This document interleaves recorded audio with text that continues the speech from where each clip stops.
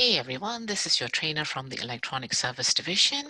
In this segment, I'm going to introduce a few functions from Excel. First of all, what is a function?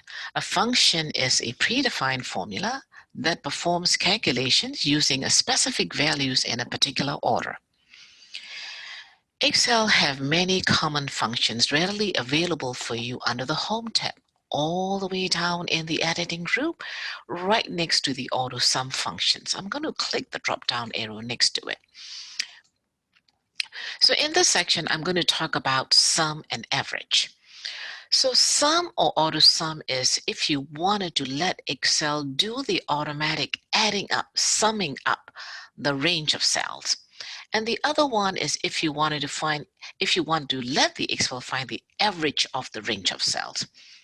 Okay, so I am going to see whether I could find the total cost from the column F from row number 4, cell number F4, all the way through cell number F30. Okay, so let's see, I wanted to find the answer in the cell number F34.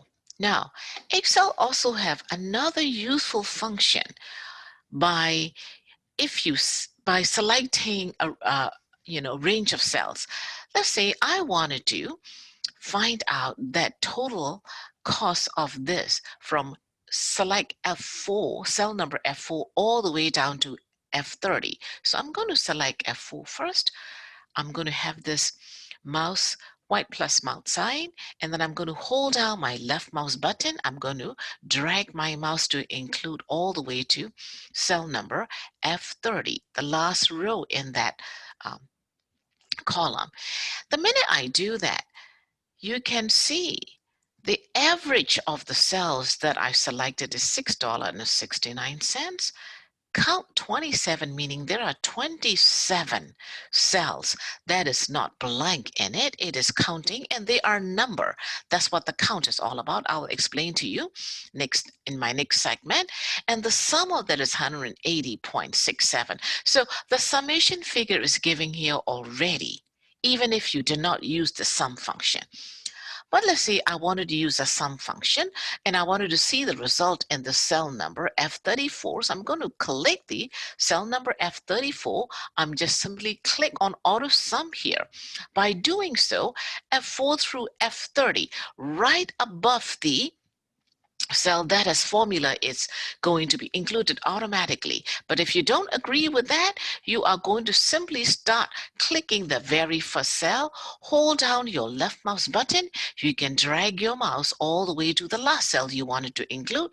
In this situation, cell number F30, you stop it and you can hit enter and you get the result 180.67, which is exactly what is shown in the previous visible Excel answer you had seen in this location.